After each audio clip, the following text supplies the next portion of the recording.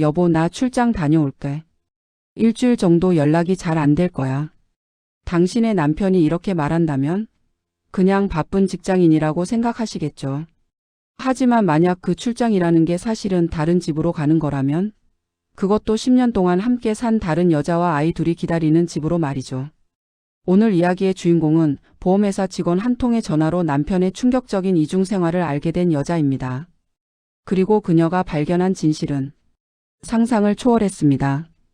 이 영상이 도움이 되셨다면 구독과 좋아요 꾹 눌러주시고요. 알림 설정까지 해주시면 더 흥미로운 이야기로 찾아뵙겠습니다. 그럼 시작하겠습니다. 아, 또요? 이번엔 며칠이나 가는데요? 수진 씨는 핸드폰을 꽉 쥔 채 남편 재훈 씨에게 물었습니다. 결혼한 지 이제 겨우 1년 반. 신혼의 달콤함이 채 가시기도 전인데 남편은 한 달에 열흘은 출장을 갔습니다. 미안해, 자기야. 이번 프로젝트가 워낙 큰 거라서. 부산 쪽 현장 감독해야 돼. 일주일 정도면 될 것 같아. 재훈 씨의 목소리는 언제나처럼 담담했습니다. IT 기업 프로젝트 매니저라는 그의 직업을 생각하면 이해가 가는 스케줄이었죠. 수진 씨는 한숨을 삼키며 대답했습니다. 알겠어요. 조심히 다녀와요. 밥은 잘 챙겨 먹고. 그래, 사랑해. 수진 씨는 텅 빈 아파트를 둘러보았습니다. 34평 신축 아파트. 결혼할 때 재훈 씨가 전세로 마련해준 집이었죠. 남편은 분명 능력 있는 사람이었습니다. 연봉도 꽤 괜찮다고 했고 실제로 생활비도 넉넉하게 줬으니까요. 그래도 이상하긴 해. 수진 씨는 냉장고 문을 열며 생각에 잠겼습니다. 출장이 잦은 건 이해한다 쳐도 출장 중에는 정말 연락이 두절되다시피 했습니다. 전화를 걸면 회의 중이거나 현장 점검 중이라며 받지 않았고 카톡은 몇 시간 뒤에야 간단히 답장이 왔죠. 자기야, 지금 어디야? 통화 좀 할래? 바빠. 나중에. 이런 식이었습니다. 영상통화는? 당연히 안 됐죠. 피곤해서 씻고 바로 잤어. 미안. 변명은 그럴듯했습니다. 하지만 신혼부부가 일주일씩 떨어져 있으면서 목소리조차 제대로 못 듣는 게 정상일까요? 더 이상한 건 주말이었습니다. 출장에서 돌아온 주말 재훈 씨는 늘 녹초가 되어 집에만 있었습니다. 자기야, 우리 영화라도 보러 갈까? 아니면 맛있는 거 먹으러 가든지. 아, 수진아, 미안. 너무 피곤해. 집에서 쉬자. 응? 재훈 씨는 소파에 누워 핸드폰만 들여다봤습니다. 누구랑 연락하는 건지 화면은 항상 수진 씨 반대편으로 향했죠. 누구랑 문자해요? 아, 회사 사람들. 다음 주 일정 조율하는 거야. 그리고 재훈 씨는 재빨리 핸드폰 화면을 잠갔습니다. 수진 씨는 슬쩍 남편의 핸드폰을 보려 했지만 재훈 씨는 언제나 핸드폰을 손에서 놓지 않았습니다. 화장실 갈 때도 샤워할 때도 들고 들어갔죠. 설마 바람 피우는 건 아니겠지? 그런 불안한 생각이 들 때마다 재훈 씨는 기가 막히게 타이밍 좋게 선물을 사왔습니다. 자기야, 이번 출장지에서 봤는데 너무 예쁘더라고. 명품은 아닌데 그래도 괜찮지? 핸드백이었습니다. 비싸진 않았지만 수진 씨 취향 저격이었죠. 고마워요, 여보. 수진 씨는 남편을 꼭 껴안았습니다. 이렇게 자상한 사람이 바람을 피울 리가 없다고 스스로를 다독였죠. 하지만 시간이 지날수록 의심은 확신으로 변해갔습니다. 결혼 2년 차가 되던 어느 날 결정적인 순간이 찾아왔습니다. 여보세요? 박재훈 고객님 배우자 되시나요? 낯선 여자 목소리였습니다. 수진 씨는 설거지하던 손을 멈추고 핸드폰을 귀에 댔죠. 네, 맞는데요. 누구시죠? 아, 안녕하세요. 저는 한국생명보험 상담사 김미영이라고 합니다. 고객님 남편분께서 가족보험 수혜자 변경을 요청하셨는데요. 확인차 전화드렸습니다. 가족보험이요? 수진 씨는 고개를 갸우뚱했습니다. 자신이 아는 보험은 재훈 씨 본인 명의의 종신보험뿐이었는데요. 네, 현재 배우자님과 자녀 두 분이 수혜자로 등록되어 있으신데 주소지 변경 건으로 연락드렸어요. 뭐라고? 죄송한데요. 제가 알기론 저희 아이는 없는데요. 그리고 주소지가 어디라고 나와 있죠? 그게. 상담사의 목소리가 당황스러워졌습니다. 울산광역시 남구 삼산동으로 나와 있는데요. 혹시 이사 가셨나요? 그리고 자녀분들. 박시우, 박씨야. 2013년생, 2016년생으로 등록되어 있습니다. 수진 씨의 손에서 접시가 떨어져 바닥에서 산산조각 났습니다. 그게 무슨 말씀이세요? 수진 씨의 목소리가 떨렸습니다. 2013년생, 2016년생. 그 해에 재훈 씨는 수진 씨를 만나기도 전이었습니다. 아니, 만나긴 했죠. 2018년에 소개팅으로 처음 만났으니까요. 고객님, 혹시 제가 잘못 알고 있는 건가요? 등록된 정보에는 분명. 아니, 괜찮습니다. 제가 다시 확인하고 연락드릴게요. 수진 씨는 황급히 전화를 끊었습니다. 손이 부들부들 떨렸죠. 머릿속이 하얘졌습니다. 울산? 아이 둘? 말도 안 돼. 하지만 보험회사 직원이 거짓말을 할 이유가 없었습니다. 수진 씨는 떨리는 손으로 네이버 지도를 켰습니다. 울산광역시 남구 삼산동. 서울에서 차로 4시간 거리였죠. 부산 출장이라고 했었지. 부산과 울산은 차로 1시간 거리였습니다. 퍼즐 조각이 맞춰지기 시작했죠. 수진 씨는 책상 서랍을 뒤지기 시작했습니다. 남편의 서류들이 있는 곳이었죠.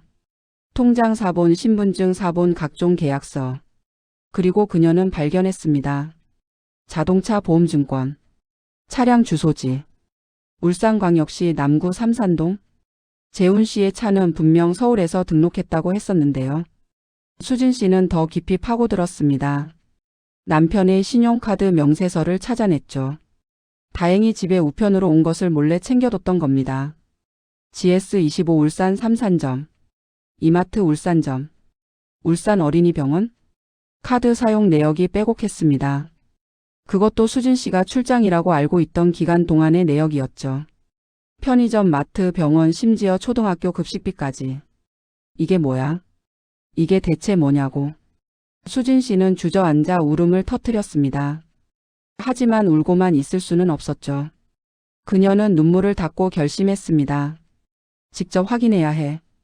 다음 날 아침 재훈 씨에게 전화가 왔습니다. 자기야, 나 오늘부터 또 출장 가야 할 것 같아. 이번엔 좀 길어질 수도 있어. 2주 정도? 응. 그래. 조심히 다녀와. 수진 씨의 목소리는 침착했습니다. 재훈 씨는 이상함을 느끼지 못했죠. 전화를 끊자마자 수진 씨는 가방을 챙겼습니다. 그리고 서울역으로 향했죠. KTX를 타고 울산으로 가는 내내 그녀의 심장은 미친 듯이 뛰었습니다. 제발. 오해였으면 좋겠어. 하지만 현실은 냉혹했습니다. 울산역에 도착한 수진 씨는 택시를 탔습니다. 삼산동 현대 아파트 단지로 가주세요. 보험증권에 적힌 정확한 주소였죠. 30분 정도 달렸을까요? 택시는 깔끔한 아파트 단지 앞에 섰습니다. 32평형 아파트였습니다. 수진 씨는 떨리는 다리로 아파트 단지 안으로 들어갔습니다. 그리고 동 번호를 확인하며 해당 동 앞에 섰죠. 엘리베이터를 타고 7층으로 올라갔습니다. 초인종을 누르기 직전 수진 씨는 잠시 멈칫했습니다. 진짜 누를까? 그냥 돌아갈까? 하지만 손은 이미 초인종을 누르고 있었습니다. 띠리리리링. 몇 초 후 문이 열렸습니다. 네? 누구세요? 문을 연 건 30대 후반으로 보이는 여자였습니다. 앞치마를 두르고 있었고 뒤에서는 아이들 소리가 들렸죠. 엄마, 나 숙제 다 했어. 잠깐만 시우야. 엄마 손님 계셔. 수진 씨는 그 여자를 멍하니 쳐다봤습니다. 그리고 물었죠. 혹시 박재훈이라는 사람 아세요? 여자의 얼굴이 굳었습니다. 누구신데요? 왜 우리 남편 얘기를? 세상이 무너지는 소리가 들렸습니다. 남편이라고 하셨나요? 수진 씨의 목소리는 떨렸습니다. 여자도 뭔가 이상함을 느낀 듯 수진 씨를 경계하며 물었죠. 당신 누구예요? 왜 재훈이를 찾는 거죠? 저는 박재훈의 아내입니다. 정적이 흘렀습니다. 그리고 여자가 비웃듯 말했습니다. 뭐라고요? 아내? 말도 안 되는 소리 하지 마세요.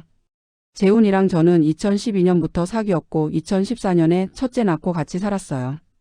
법적으로 혼인신고는 안 했지만 사실혼 관계예요. 아이도 둘이나 있다고요. 하지만 저는 2019년에 재훈 씨랑 혼인신고했어요. 여기 봐요. 수진 씨는 떨리는 손으로 핸드폰을 꺼내 가족관계 증명서 사진을 보여줬습니다. 여자의 얼굴이 하얗게 질렸죠. 이게 뭐예요? 이게 무슨... 두 여자는 서로를 멍하니 쳐다봤습니다. 그리고 동시에 깨달았죠. 우리 둘 다 속았구나. 일단 들어오세요. 현진 씨라는 이름의 그 여자는 수진 씨를 집 안으로 들였습니다. 거실은 아이들 장난감으로 어질러져 있었고 벽에는 가족 사진이 걸려 있었죠. 사진 속 재훈 씨는 환하게 웃고 있었습니다. 두 아이를 안고 현진 씨와 어깨를 나란히 한 채로. 수진 씨는 그 사진을 보고 눈물이 왈칵 쏟아졌습니다. 저기, 울지 마세요. 저도 정신이 없어서. 현진 씨도 눈시울이 붉어졌습니다. 두 여자는 소파에 나란히 앉았죠. 언제부터 재훈 씨를 알고 지내셨어요? 수진 씨가 먼저 물었습니다. 현진 씨는 한숨을 쉬며 대답했죠. 2012년이요. 회사 동료로 만났어요. 재훈이가 울산에 있는 IT 회사에 다녔거든요. 저도 같은 회사 디자이너였고 2년 사귀다가 제가 임신했어요. 첫째를 가졌을 때 재훈이가 그러더라고요. 혼인신고는 나중에 하자고. 일단 애부터 낳고 안정되면 하자고. 그래서 안 하신 거예요? 네, 바보 같았죠. 근데 재훈이가 너무 잘해줬어요. 아이도 엄청 예뻐했고 생활비도 꼬박꼬박 줬고. 저는 그냥 믿었어요. 우리가 비록 서류상으론 부부가 아니어도 마음은 진짜 부부라고. 현진 씨의 목소리가 떨렸습니다. 그런데 2년 전부터였어요. 재훈이가 자꾸 서울 출장을 간다고 하더라고요. 한 달에 열흘씩. 처음엔 승진해서 그런가 보다 했죠. 실제로 월급도 더 많이 가져왔으니까. 근데 연락이 잘 안 됐죠? 수진 씨가 물었습니다. 현진 씨가 고개를 끄덕였죠. 맞아요. 어떻게 알았어요? 전화해도 안 받고 카톡도 늦게 답하고. 저는 정말 서울에서 큰 프로젝트 하는 줄 알았어요. 두 여자는 서로를 바라봤습니다.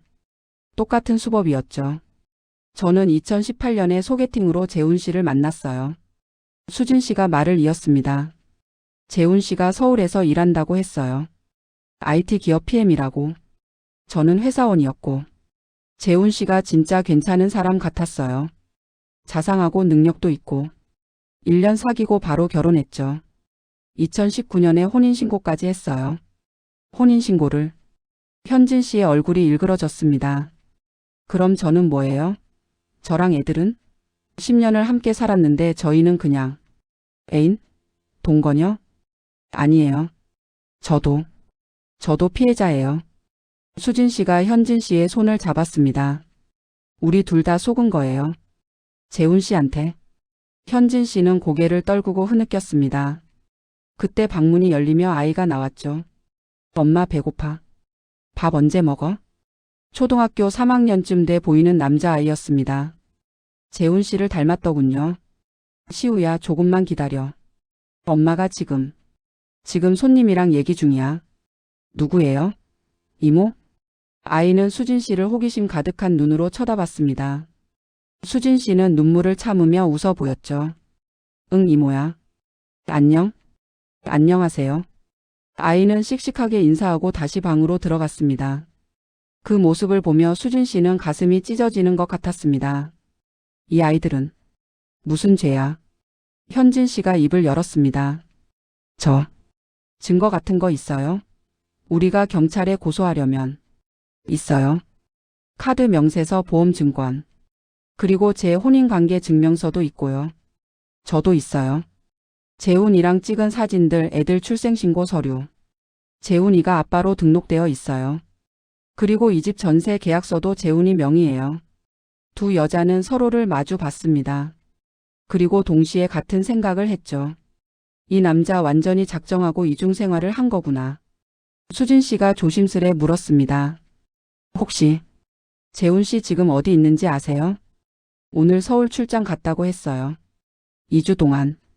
저한테는 울산 출장 2주라고 했어요. 둘은 씁쓸하게 웃었습니다. 그럼 오늘 밤에는 어디서 자는 걸까요? 수진 씨가 중얼거렸죠. 현진 씨가 대답했습니다. 서울 집이겠죠. 당신 집. 그럼 내일은? 울산. 우리 집. 일주일은 서울, 일주일은 울산. 완벽한 일정표네요. 수진 씨의 목소리에는 분노가 서려 있었습니다. 우리. 가만히 있으면 안 돼요. 현진 씨가 단호하게 말했습니다. 이 남자 반드시 벌 받게 해야 해요. 우리 둘 다를 이렇게 속이고 아이들까지 이용하고. 맞아요. 같이 해요. 우리 함께 싸워요. 두 여자는 손을 맞잡았습니다. 처음 만났을 때는 서로를 적으로 생각했지만 이제는 같은 편이었죠. 공동의 적을 무너뜨리기 위한 동지가 된 겁니다. 일단 재훈이한테 들키면 안 돼요. 증거부터 확실하게 모아야 해요. 현진 씨가 노트북을 켜며 말했습니다. 두 여자는 머리를 맞대고 계획을 짜기 시작했죠. 재훈 씨 통장 거래 내역 확인할 수 있어요? 할 수 있어요. 공동인증서가 있거든요. 재훈이가 급할 때 저보고 이체하라고 준 적 있어요. 저도요. 신기하네요. 우리 정말 똑같이 당했어요. 수진 씨가 자조적으로 웃었습니다. 두 사람은 재훈 씨의 통장 거래 내역을 뽑기 시작했습니다. 그리고 경악할 수밖에 없었죠. 월급이 2번 들어와요? 진짜네. 이건 울산 회사 월급이고 이건 서울 회사 월급이에요. 재훈 씨가 서울에도 회사 다닌다고 했었어요. 잠깐만요. 이 금액 좀 보세요. 현진 씨가 화면을 가리켰습니다. 울산 회사 월급은 한 달에 350만 원. 서울 회사는 400만 원. 그럼 합쳐서 750만 원이요? 미쳤네. 이 사람 완전 기획형 사기꾼이잖아요. 수진 씨는 이를 갈았습니다. 그리고 보세요. 저한테 준 생활비는 월 200만 원이었어요. 저도 200만 원 받았어요. 그럼 남는 돈이 350만 원. 그 돈은 어디 갔을까요? 두 여자는 더 깊이 파고들었습니다. 그리고 발견했죠. 이거 적금이에요. 매달 300만 원씩 들어가고 있어요. 본인 명의 적금? 아니요. 이름이 김영희? 아, 재훈 씨 어머니 이름으로 만든 적금이네요. 뻔뻔한 것도 정도가 있지. 수진 씨는 분노로 얼굴이 새빨개졌습니다. 우리한테 생활비를 조금 주고 나머지는 비상금 만들려고 어머니 이름으로 적금을 든 거예요. 진짜 끝까지 이용한 거네요. 두 사람은 더 많은 증거를 수집했습니다. 카드 명세서, 통화 기록, SNS 메시지. 재훈 씨는 의외로 허점이 많았습니다. 자신이 완벽하게 숨겼다고 생각했겠지만 두 여자가 힘을 합치니 모든 게 드러났죠. 이제 변호사 상담 받아야겠어요. 현진 씨가 말했습니다. 중원죄로 고소할 수 있을 거예요. 그리고 사기죄도. 위자료는요? 당연히 받아야죠. 이건 명백한 사기 결혼이에요. 이틀 뒤 두 여자는 변호사 사무실을 찾았습니다. 50대 여성 변호사였는데 두 사람의 이야기를 듣더니 혀를 찼습니다. 30년 변호사 생활하면서 이런 케이스는 처음이네요. 완벽한 이중 생활이에요. 계획적이고 치밀해요. 고소할 수 있죠? 수진 씨가 다급하게 물었습니다. 당연하죠. 중원죄는 형법 241조로 처벌됩니다.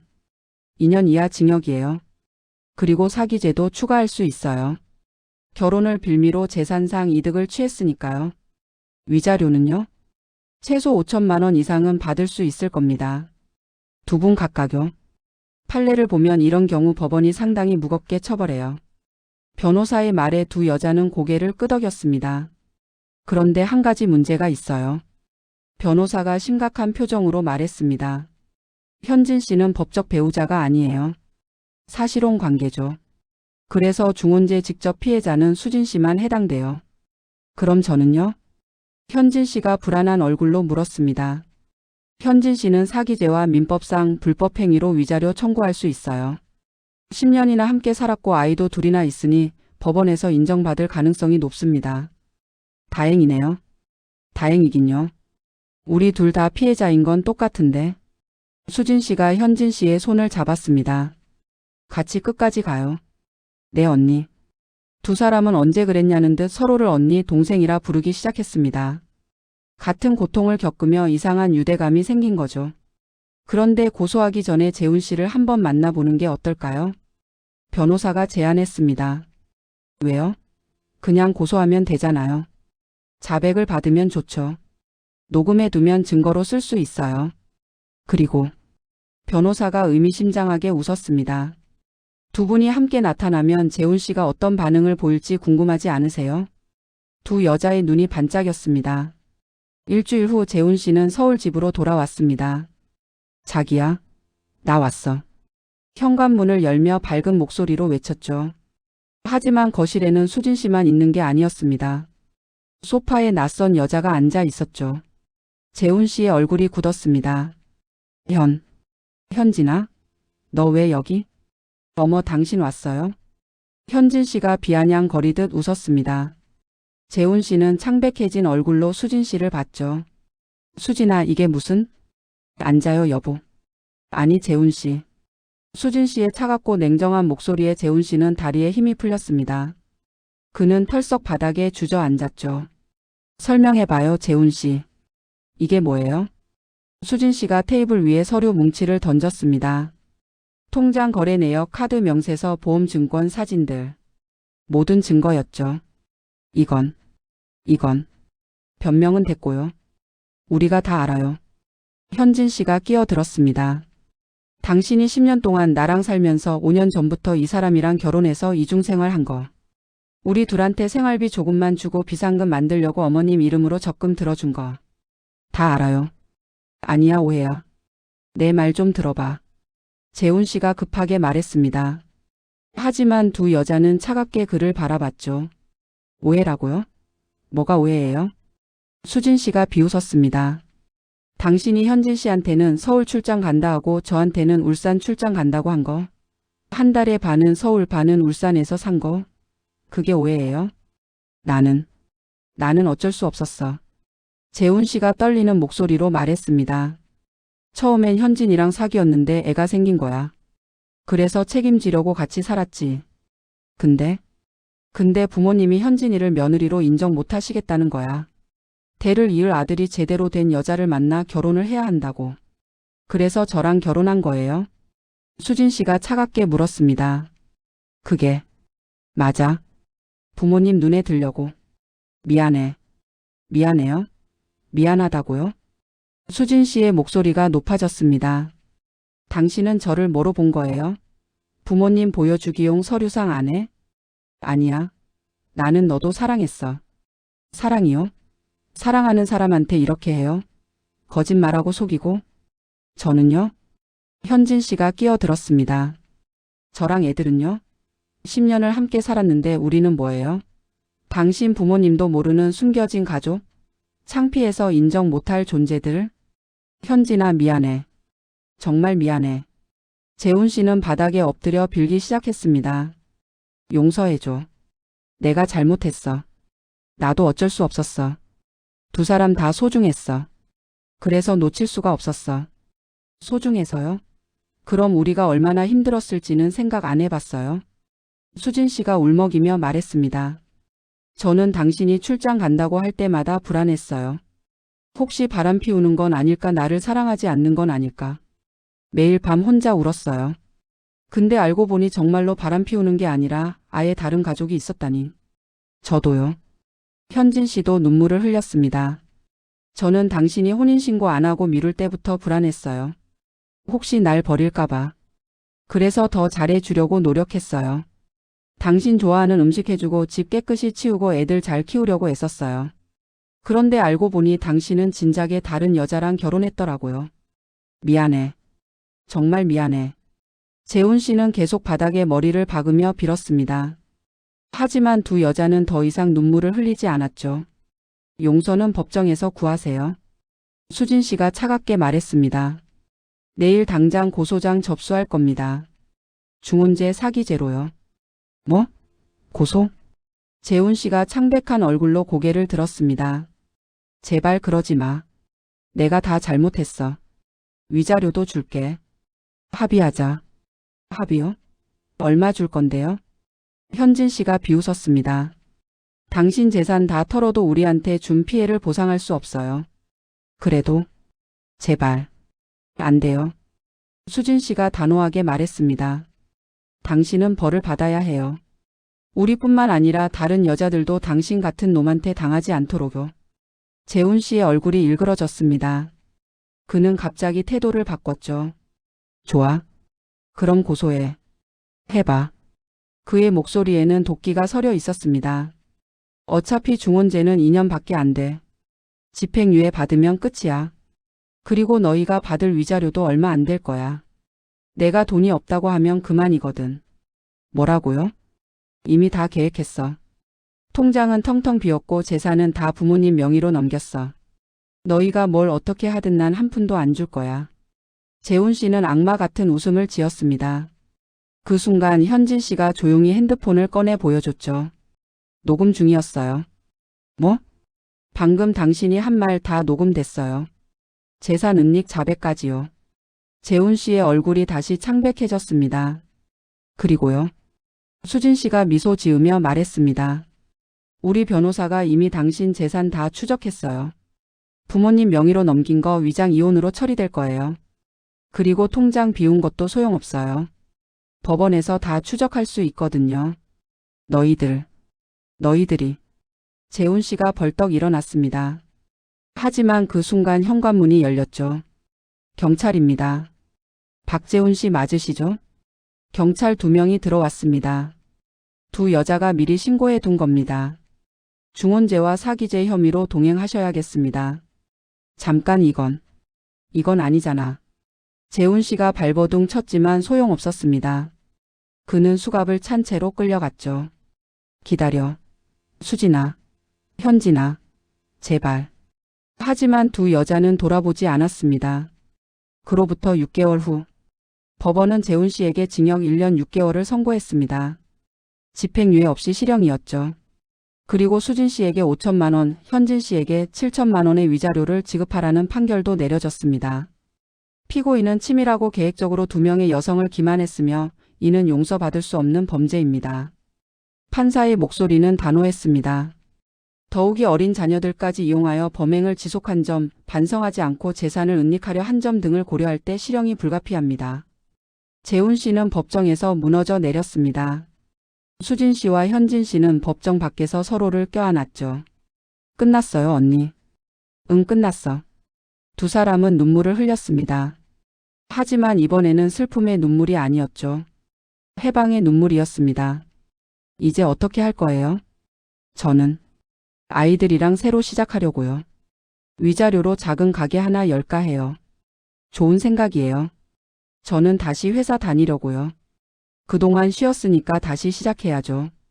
가끔 연락해요, 언니. 당연하죠.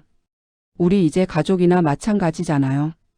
2 사람은 다시 한번 껴안았습니다. 같은 남자에게 속았지만 그 아픔을 함께 나누며 서로의 힘이 되어준 2 여자.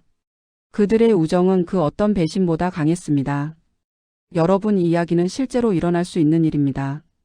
사랑하는 사람에게 배신당하는 것만큼 고통스러운 일은 없죠. 하지만 오늘의 2 여성처럼 용기를 내서 진실을 마주하고 정의를 세우는 것이 중요합니다. 혹시 여러분도 이상한 점을 느끼고 계신가요? 너무 자주 출장을 가거나 연락이 잘 안 되거나 이상한 지출 내역이 있다면 한 번쯤 의심해 보세요. 사랑은 신뢰를 기반으로 하지만 맹목적인 믿음은 때로 독이 될 수 있습니다.